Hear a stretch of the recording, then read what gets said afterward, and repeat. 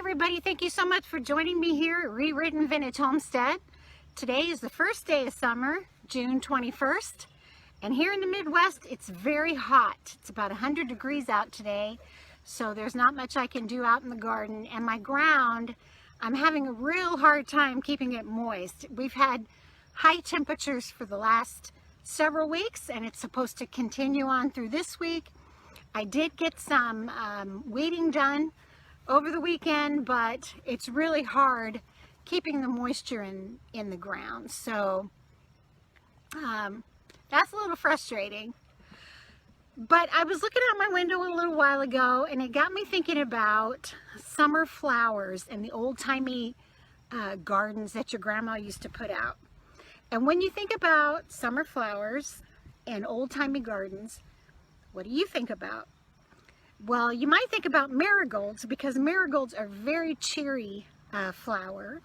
They're great to have in your garden as a companion plant to tomatoes and peppers and other vegetables, because their smell, their aroma, is a deterrent to some insects and also some rodents.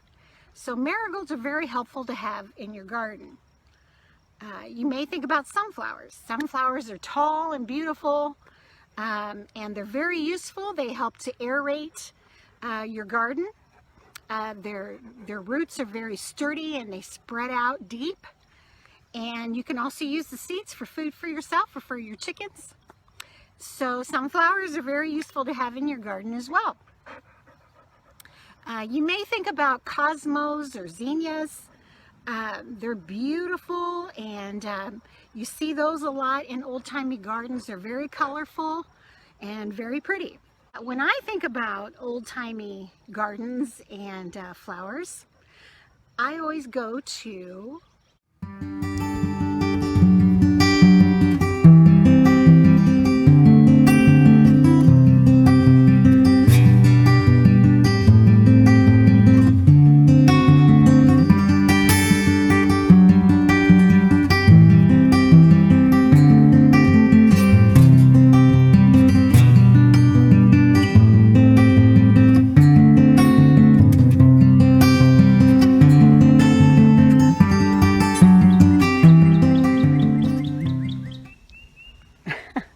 Can you hear the happy birds singing in the background? These flowers are gorgeous. They're cone flowers. This one's called Fiesta. And my hollyhocks are a dark pink. They go from dark pink to dark red. And hollyhocks are a biennial flower, and by that it means they don't come up every year, but it seems like they do because they drop their own seeds. And so while this one probably won't come up again next year, it's already spread seeds, and unless you thin them out, they're just going to keep growing and growing and growing and getting thicker and thicker. A common ailment of hollyhock plants is what's called rust. And you can probably see it. It's like an orange powdery substance on your leaves, and basically it just makes them ugly. Something you can do is you can just pinch off the ones on the bottom if it hasn't affected the top yet. And this is my own fault, because hollyhocks you should really water at ground level, not in a shower, because if that moisture gets on your leaves and doesn't fully evaporate, that's where you get this fungus, which is commonly called rust. Sometimes you might see that you want to keep an eye on things. If your leaves start turning yellow, like you see mine are this year, that's a good sign that I need to add some magnesium to my soil. So how I can do that naturally is I'm going to get some Epsom salt, and I'm going to mix about a half a cup of Epsom salt to about 2 gallons of water, and I will water it on the ground level of my hollyhocks, and that should give me a little boost. So I'm going to pinch off the dead yellow, add my Epsom salt and water, and these other hollyhocks will do just fine. Bees love hollyhocks. Full of nectar. And they're bright, and so they attract hummingbirds and bumblebees and other insects. So since it's too hot to do any work, Marshall has decided it would be a good day to hear a story. And I'm also babysitting my grand dog. His name is Shaq. He's a little more active than Marshall. So he's been wearing Marshall out this week. There's a beautiful story called Priscilla and the Hollyhocks, which is true, factual, but also, you know, it probably has a little bit of embellishment to it since it's been passed on through the years. But it takes place here in the Midwest where I live. And so there was a little girl named Priscilla. She was a slave. She lived in the state of Georgia. She was a mixed race child. So as I told you before in my slavery videos when we talk about those, it was bad enough to be a slave of African American descent, but it was even worse occasionally if you were a slave of mixed race, because then the people of the house disrespected you, and the master would occasionally treat you worse than the other slaves as not to show favoritism, because chances are you were his child. So we don't know the background on Priscilla, but we do know that she was a mixed race child, and she was working as a slave at a Georgia plantation. Her mother had also worked there. Her mother had been sold. Her mother had used to gather hollyhock seeds that grew around the cow pond there at the plantation. And she would plant them in other areas around the plantation, and they would come up every year. And so, of course, Priscilla, when she saw hollyhocks, always thought of her mother.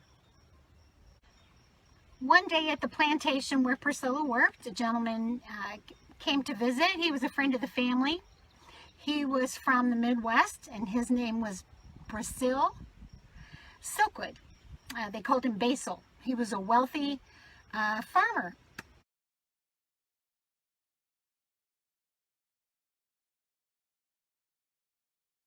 And Priscilla caught his eye, probably because she was of mixed race. And she was a very pretty girl.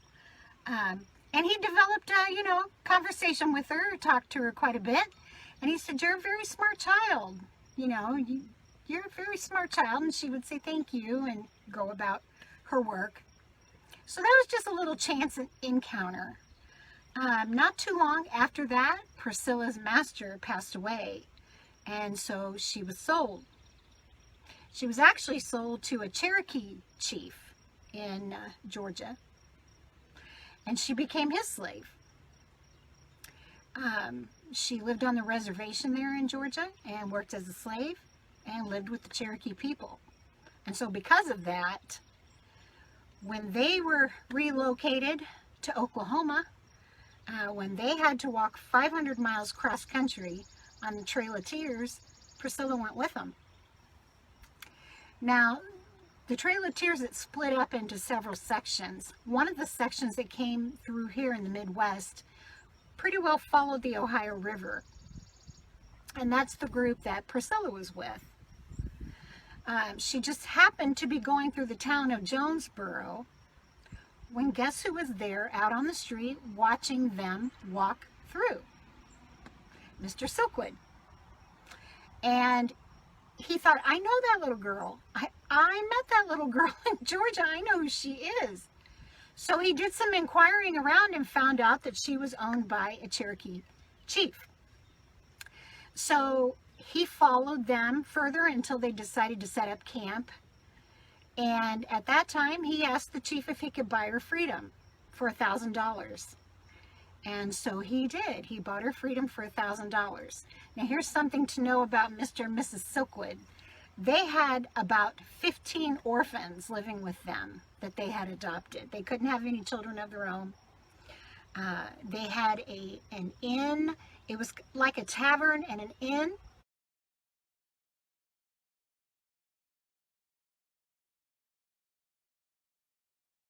And Priscilla lived there her whole life. She gardened. She was a free woman, and she was a member of the family, as were the other 15 children who lived there. And they took Priscilla in and raised her as their own.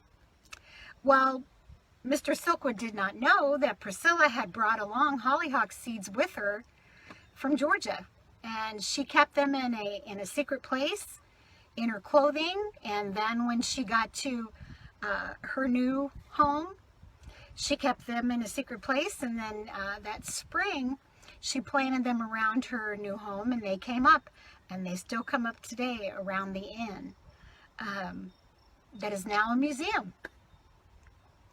And Priscilla lived out her whole life there, and she is also buried there on the grounds of the inn there in the Midwest.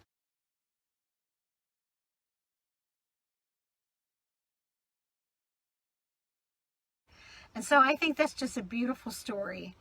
Some of the stories vary. They say that Priscilla dropped the seeds along the way on the Trail of Tears so that you can follow it. When you see the red hollyhocks, that's where she walked. So like I said, some of it is factual. You can look it up, and you can see the Silkwood Inn is still in the Midwest and the southern part of Illinois, not too far from the Ohio River. You can read about Priscilla. It's a true story. People who grew up with her and lived with her said that when she died, she had green fingers because she was always gardening. And the way there is a children's book written about her, and she was interviewed several times throughout the years. And she said that she was saved from the yoke of slavery by the kindness of a white man. And I think what I love about the story is you have the African American race, you have the Cherokees, you have Caucasians, and they all tell the story about a little girl who found freedom, and even as a slave, believed in the hope and the beauty of the hollyhock. And I think that's why it's my favorite garden flower. I wanted to show you guys this planter that I made for my garden. It has a little bee house, but not only bees, other insects will house in here, and ladybugs. I put a little rock in it so that they have a place to rest and to keep it nice and watered.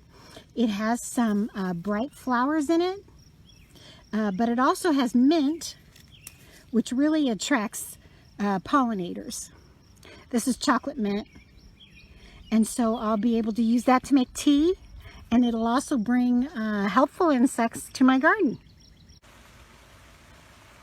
And don't forget to put a little water source out in your garden for the insects that you're trying to attract, the pollinators.